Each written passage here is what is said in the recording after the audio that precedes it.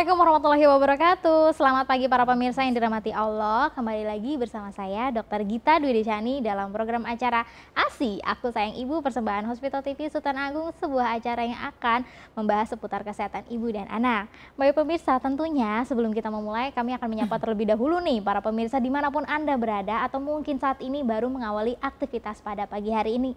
Semoga diberikan kemudahan dan juga kesehatan dalam menjalankan aktivitasnya hari ini. Dan tentunya kami akan menyapa Bapak Ibu pasien dan juga pengunjung Rumah Sakit Islam Sultan Agung Semarang. Kami mengucapkan terima kasih atas kepercayaan pelayanan kesehatan kepada Rumah Sakit Islam Sultan Agung Semarang. Nah, sahabat Risa, tentunya saya di sini sudah tidak sendirian ya, sudah ditemani oleh narasumber yang tentunya pasti sudah dikenal oleh sahabat Risa. Siapakah beliau? Langsung saja yuk kita sapa bersama-sama Dr. Sally Cahya Dewi, spesialis THTKL. Assalamualaikum Dr. Sally. Waalaikumsalam warahmatullahi wabarakatuh. Bagaimana kabarnya hari ini dokter? Alhamdulillah sehat. Sehat ya dokter ya. Selalu Kita sebentar lagi mau bulan puasa loh dok. Oh iya betul. Iya. Sebentar lagi ya dokter ya. Jadi pokoknya kita harus lebih sehat, harus lebih fit dan semangat ya dokter ya. Baik dokter. Tentunya dokter Sally kita ada tema yang baru. Tema yang baru sebenarnya nggak baru-baru juga sih dok. Karena kasusnya udah sering kali terjadi, apalagi nih ke anak-anak.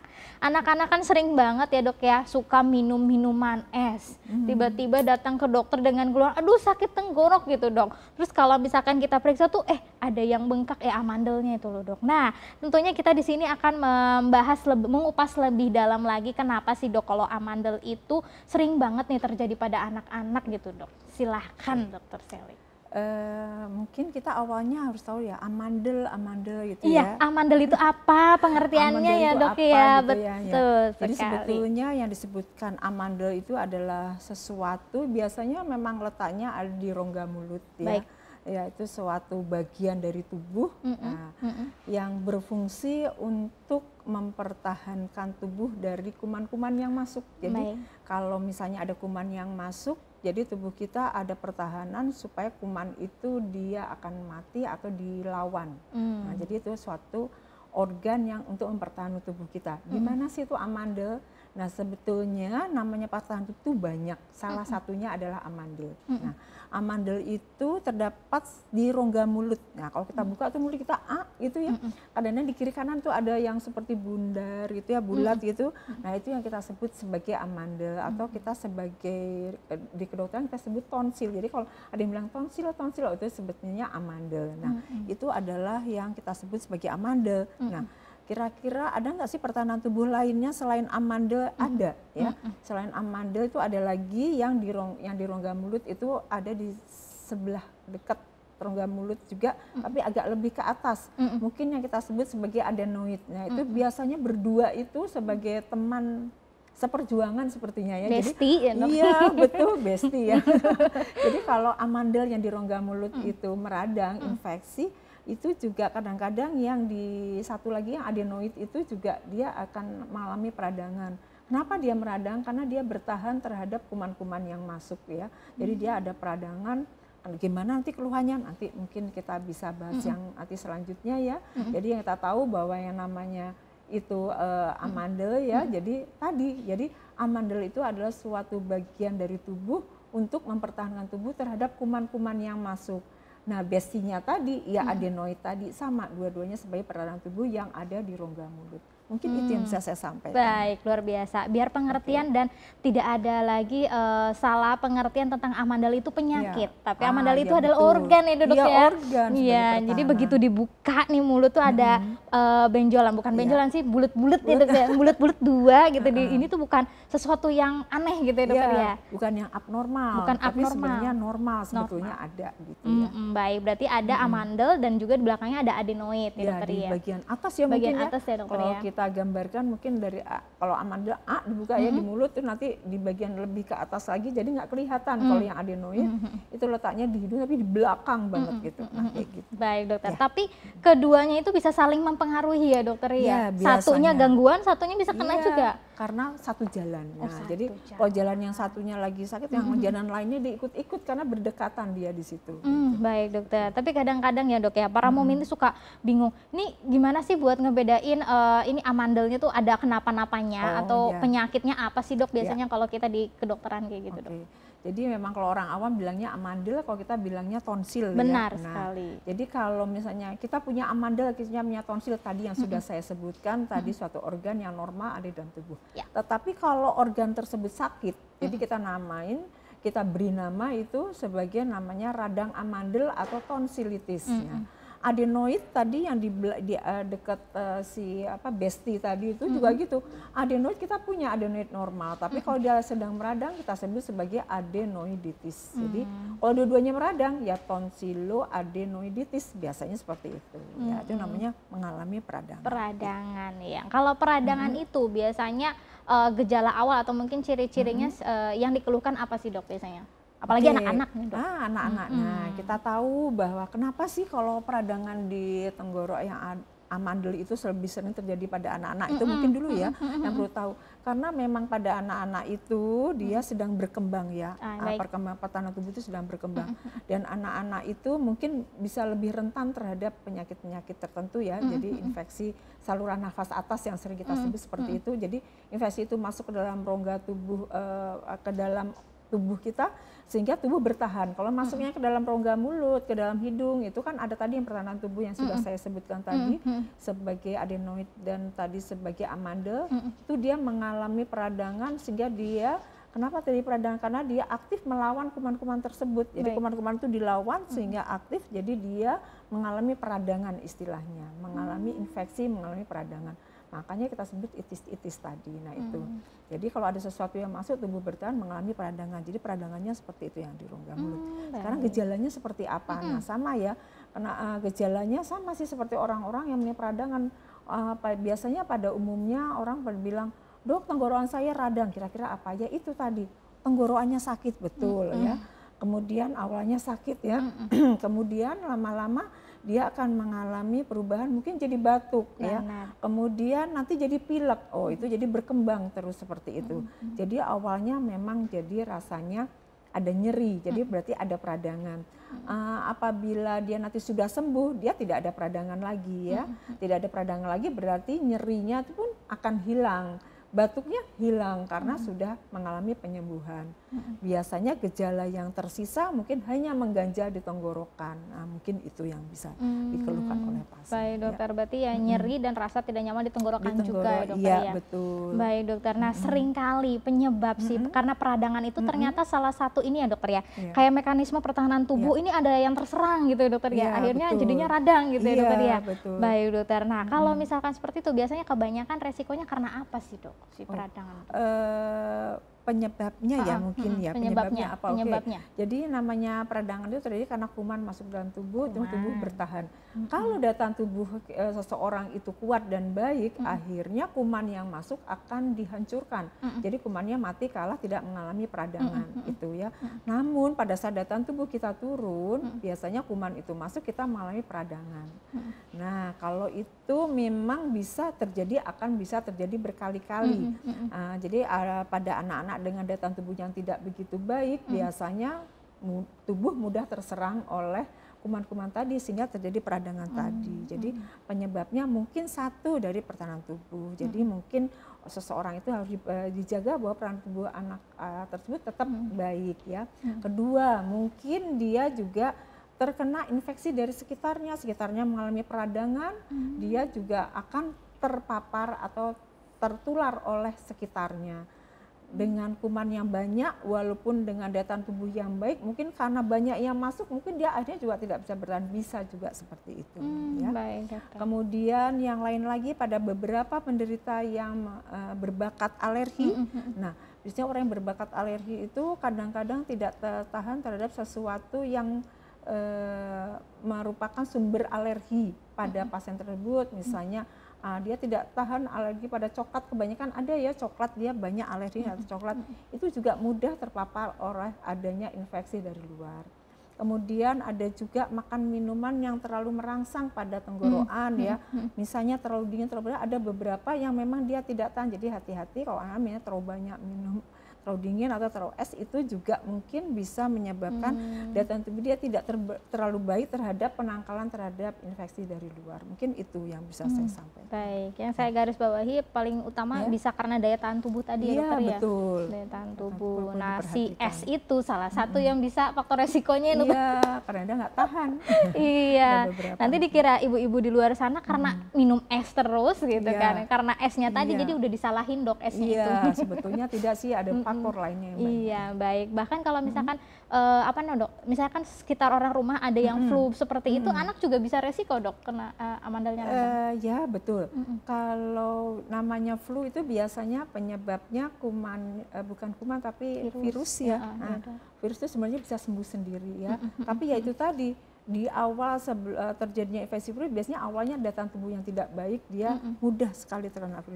Ya, sama seperti yang tadi, dia mudah tertular. Jadi intinya buatlah pertahanan tubuh itu baik. Mungkin seperti itu ya. Baik dokter. Baik. Nah kalau misalkan kita balik lagi ke awalnya, dia terkena radang amandel. Nah radang amandel yang membandel yang seperti apa sih dok sebenarnya yang harus diwaspadai, dan sebenarnya harus segera-segera nih diperiksa atau mungkin ada tindakan gitu dok? Oke. Ya, jadi namanya radang amandel itu kan memang sudah merupakan suatu peradangan pada saluran nafas atas, daerah mulut, hidung dan sebagainya. Itu akan bisa terjadi berulang-ulang ya. Kita harus cari itu kenapa. Apa memang dia sering terinfeksi dari luar, ataukah memang daya tahan tubuh nggak bagus, atau mungkin malah justru sumbernya dari amandelnya sendiri ya. Jadi kalau dia sudah berulang-ulang meradang, memang kadang-kadang amandel itu mengalami suatu perubahan, namanya kita sebut sebagai radang yang menahun, kronik lama. Nah, pada keadaannya sudah meradang menahun terlalu lama, amandel ini akan berubah fungsinya, bahkan fungsinya menurun atau mungkin bisa hilang ya, sehingga dia tidak bisa bertahan terhadap tubuh, terhadap kuman-kuman yang masuk. Jadinya tidak ada amandel sebenarnya tidak ada gunanya gitu ya. Kemudian yang satu lagi, kuman itu biasanya dia akan mengendap atau dia mempunyai rumah di dalam amandel itu. Nah, jadi kalau dia berumah di situ, dia dalam keadaan dormant, tidur istilahnya. Jadi sewaktu-waktu daya tahan tubuh itu turun, dia akan keluar menginfeksi sekitarnya. Jadi dia akan mudah berulang. Kenapa jadi berulang pada radang yang kronik? Ya seperti itu. Nah, kemudian dengan yang ada kuman di situ, jadi kuman itu bisa berjalan tuh ya ke tenggorokan, misalnya ke daerah tengah ya, ke arah tenggorokan, bukan di daerah amandelnya tapi ke tenggorokan yang lain, atau merambat ke arah atas tuh ke hidung. Nah, kalau bisa ke hidung atau nanti ke telinga, infeksi itu meradang menyebabkan radang di hidung juga, jadi sering beringus, pilek seperti itu ya. Kemudian ke telinga, oh apa ya radang di telinga? Oh ada, namanya radang di telinga itu karena ada infeksi perluasan dari tadi amandel tadi meluas ke telinga, sehingga telinganya mengalami suatu proses peradangan yang kita sebut sebagai radang telinga, yang kita sebut sebagai otitis media. Jadi radang pada telinga tengah itu cukup berbahaya pada anak-anak karena menyebabkan nyeri pada telinga. Jadi itu adalah salah satu komplikasi yang telinga mengalami peradangan yang menahun yang lama, seperti itu. Jadi kita harus hati-hati pada keadaan seperti ini. Cobalah kontrol atau berobat ya ke dokter ya yang terdekat boleh. Apabila memang perlu nanti dikonsulkan ke dokter THT ya, atau mungkin mau langsung dokter THT ya tidak masalah, silahkan, yang penting diperiksakan. Jadi anak-anak itu kita periksakan supaya kita tahu, oh ini ada radang di amandelnya masih aman, atau memang sudah meradang kronis menahun menyebabkan komplikasi. Tadi saya sebut sebagai komplikasi ya, kalau sudah sampai ke telinga, itu perlu kita perhatikan betul-betul apa yang perlu kita lakukan tindak lanjut seperti itu. Baik dokter. Jadi macam-macam ya banyak. Nah tadi yang di satu lagi nih tadi radang telinga ya. Nah, tadi kan si amandel meradang tuh, punya bestinya kan di daerah namanya adenoid. Nah, adenoid itu letaknya juga di atas, di dekat telinga tuh kiri kanan. Jadi kalau itu meradang, itu temannya si adenoid juga ikut meradang. Itu kadang-kadang juga menyebabkan peradangan dekat dengan telinga. Jadi dia juga mempercepat timbul keluhan radang telinga. Jadi telinga kadang-kadang nyeri, nggak enak. Awalnya penuh dulu tuh.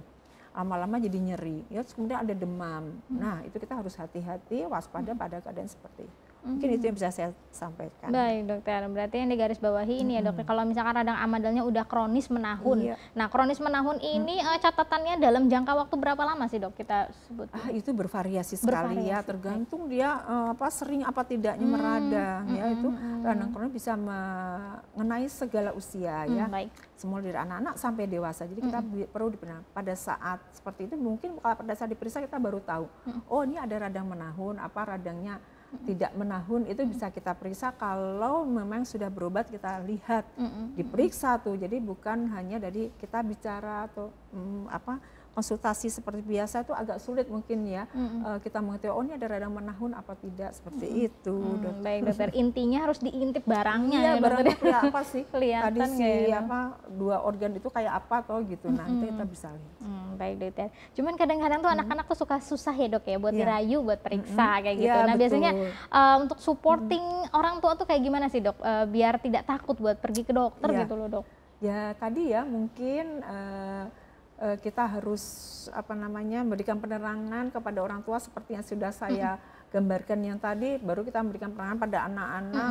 Biasanya anak-anak itu ya kalau kita ajak, yuk kita lihat, kita periksa, jangan kita lihat ada apa gitu ya di tenggoroknya, biar tahu nanti ada, bisa kita lihat dalamnya, bisa lihat. Kalau di kita kan ada yang namanya teropong ya, jadi kita bisa meneropong dan nanti anaknya bisa lihat, ibunya bisa lihat. Biasanya anak-anak suka itu ya. Oh iya itu amandel saya seperti apa, seperti itu ya. Jadi kita berikan penerangan pada orang tua untuk berikan pengertian pada anak seperti itu. Dan orang tua juga harus mengerti. Kalau orang tua tidak mengerti ya kita tidak bisa. Jadi saya berikan penjelasan seperti tadi supaya orang tua juga mengerti apa yang harus bisa saya lakukan. Mungkin seperti itu. Baik, luar biasa. Berarti support di mamahnya gitu ya dokter ya, jangan ditakut-takutin ya dokter ya. Apalagi sekarang tuh alat-alat udah canggih ya dokter ya. Itu bukti tadi udah bisa dilihat ya dok ya. Iya bisa ropong, jadi anaknya bisa lihat, ibunya bisa lihat. Kalau perlu mungkin kalau eyangnya ikut, nah eyangnya juga bisa lihat juga. Kira film jadi senang film, jadi sama-sama saling nanti memberikan informasi pada siapa saja.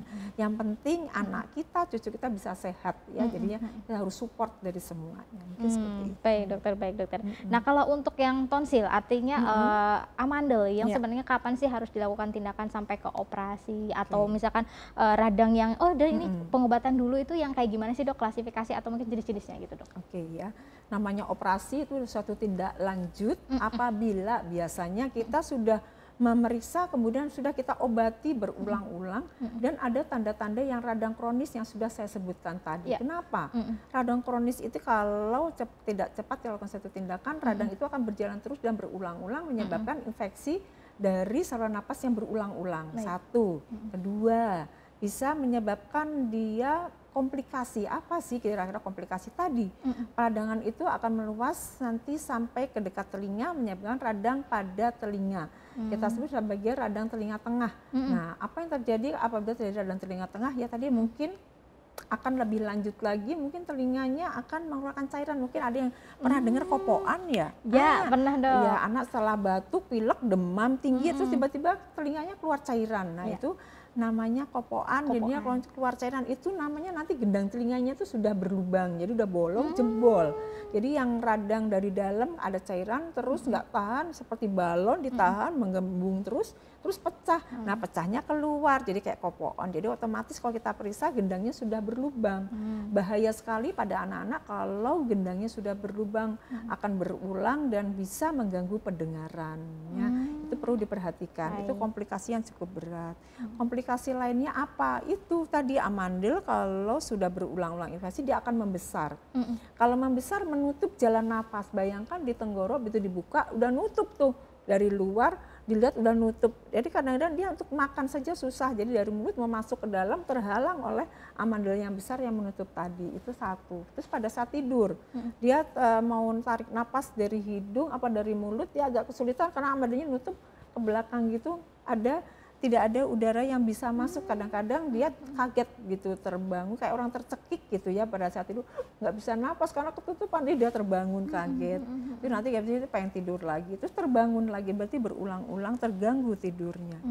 Kalau sudah terganggu tidurnya akan mempengaruhi kualitas dia untuk bisa dalam kehidupan sehari beraktivitas sehari itu sangat terganggu. Jadi bahayanya seperti itu ya.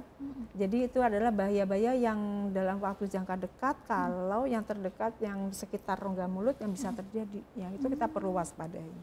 Ya, kemudian tadi adenoid juga gitu di belakang hidung tuh, kalau dia gede dari hidung dia nggak bisa nafas ya, nggak bisa nafas lewat hidung. Gak bisa karena ketutupan dia amandel yang adenoidnya di belakang hidung. Jadi akhirnya napasnya lewat mana? Lewat mulut. Nah, akhirnya dia terbiasa bernapas lewat mulut. Gitu ya. Akhirnya lama-lama dia kayak orang melongok ya. Pernah dia kayak melongo gitu ya, Dok ya. Oh, baik. Jadi mungkin beberapa orang yang melongo kita pernah nih, anak ini kok melongo terus ya, nggak pernah napas lewat hidung. Suruh napas lewat hidung dia nggak mau. Oh, susah mah agak berat gitu nafasnya. Nah, itu. Bayangkan kalau dari hidung dia sudah besar nggak bisa napas. Terus mau napas lewat mulut, mulutnya juga besar. Jadi kadang-kadang ada rongga kecil tapi napasnya tidak efektif. Itu jadinya juga mengganggu dalam bernafas ya. Jadi hati-hati seperti itu. Walaupun ada beberapa yang tidak terlalu besar ya, memang besar tapi nggak nutup maksudnya sama nggak total gitu, tapi masih ada celah sedikit. Itu pun kadang-kadang pada saat tidur dia kadang-kadang suka kaget terbangun terus tidur lagi, tidak terlalu mengganggu, tetapi sebetulnya efektivitas oksigen yang masuk itu tidak begitu optimal sebetulnya. Jadi itu juga perlu diwaspadi. Kita lihat ada apa nih, jangan-jangan amalnya di mulutnya besar, yang di belakang hidung juga besar. Nah, nanti kita bisa periksa. Jangan takut, banyak yang bisa memeriksa. Seperti itu ya. Baik-baik, luar biasa dokter. Itu ya. Ya. Luar biasa, tapi cukup mengerikan sih ya, Dok ya. Ya saya nggak melakukan, cuman itu yang itu ekstrimnya memang seperti itu komplikasi ya. namanya juga. Komplikasi, nah itu kita perlu waspadai itu ya. Jadi mungkin perlu kita waspadai. Baik dokter. Bahkan maksudnya gejala gejala sekecil apapun ternyata tidak boleh diremehkan ya, gitu, betul. Ya. Mungkin itu awal-awal. Jadi makin dini mungkin kita makin baik untuk bisa memeriksakan anak kita. Baik dokter. Nah sebenarnya kalau untuk pengobatan ya dokter ya, sebelum itu ada pengobatan alami nggak sih dok? Maksudnya ada langkah yang harus bisa dilakukan untuk pencegahan lah kayak gitu untuk orang tua? Ya, namanya langkah pencegahan selalu ada. Jadi pertama orang tua harus mengetahui, oh iya ini anak saya sakit. Nah saya bawa ke tempat pemeriksaan kesehatan ke dokter siapa aja yang boleh. Nanti kita periksakan di situ ada apa, baru kita tahu oh ini aman, sudah tidak apa-apa, bisa kita obatin, tidak masalah. Memang kita harus obati dulu. Nah, kalau selanjutnya sudah seperti itu kita tahu oh ini tidak ada masalah, tapi tetap kita harus obatin ya. Kita berobat belum tentu dikasih obat yang memang kadang-kadang orang berpikir bentuk infeksi kasih antibiotika ya, belum tentu ya. Mungkin kan infeksinya apa, perlu kita kasih obat apa. Yang penting diberikan obat, anaknya tertangani dan harus bagaimana orang tua itu mencegah, itu sangat baik untuk orang tua. Hanya itu sebetulnya ya. Jadi tidak ada khusus yang perlu diperhatikan, sebenarnya itu yang perlu diperhatikan pada intinya orang tua harus lebih aware, betul. Apa-apa ini langsung diperiksain aja. Flu dikit mending diperiksain ya dokter ya.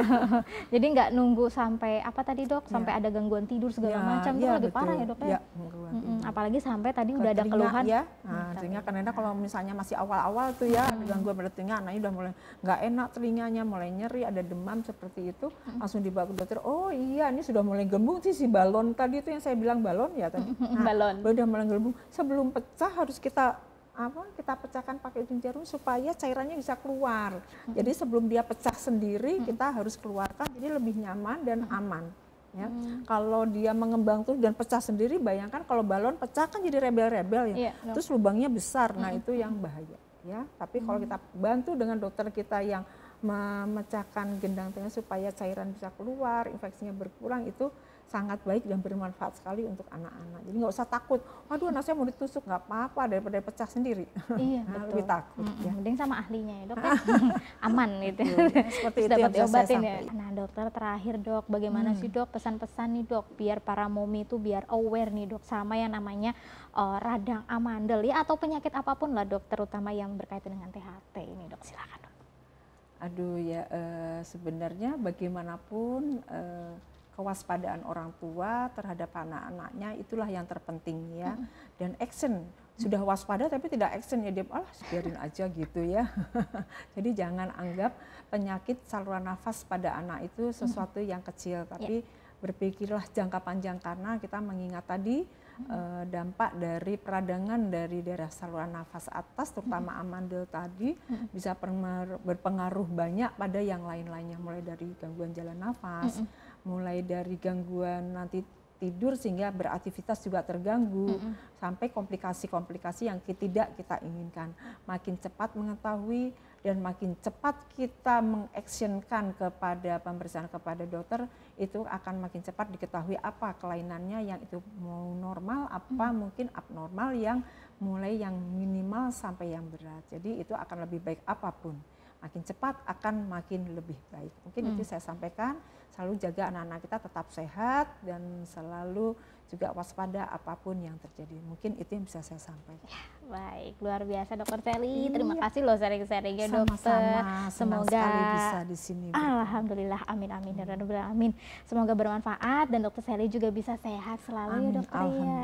Amin amin, luar biasa. Nah sahabat Risa, seperti yang sudah disampaikan Dokter Sally nih ya, yang namanya amandel itu merupakan salah satu organ untuk pertahanan tubuh. Jadi kalau misalkan salah satu terganggu, ya organ lainnya juga bisa terganggu. Apalagi bestinya tadi yang namanya enoid yang di posisinya tuh agak belakang atas gitu ya dokter ya. Nah itu hati-hati. Nah karena anak-anak itu organnya itu masih pendek dan jaraknya ke telinga itu sangat dekat, jadi memang komplikasinya bisa menjalar sampai ke telinga ya dokter ya. Nah betul. Jadi hati-hati para mam, mungkin memberikan makanan yang sehat juga, jangan terlalu banyak es juga, jangan keseringan makan es krim dokter. Sayurnya lupa, ikannya lupa gitu ya. Harus lengkap semuanya ya, 4 sehat 5 sempurna. Lupa kebalik-balik gitu ya. Baik pemirsa, seperti yang sudah disampaikan oleh Dokter Sally ya, banyak sekali gejala-gejala yang harus diwaspadain ya oleh para mam dan para orang tua di luar sana, sehingga gejala sedikit apapun atau sekecil apapun itu harus sudah dicurigai dan juga harus segera diperiksakan ke ahlinya, terutama kalau yang berhubungan dengan telinga, hidung, tenggorok, leher, ya itu harus konsultasikan ke dokter spesialis THT tentunya. Ya baik pemirsa, sampai di sini dulu perjumpaan kita. Jangan lupa saksikan ASI Aku Sayang Ibu di channel YouTube RSI Sultan Agung Semarang. Jangan lupa di like, subscribe, dan juga nyalakan tombol notifikasinya ya, biar nggak ketinggalan nih tema-tema kita yang baru setiap minggunya. Baik pemirsa, sampai di sini dulu saya Dokter Gita bersama kru yang bertugas. Mohon undur diri, sampai jumpa minggu depan. Wassalamualaikum warahmatullahi wabarakatuh.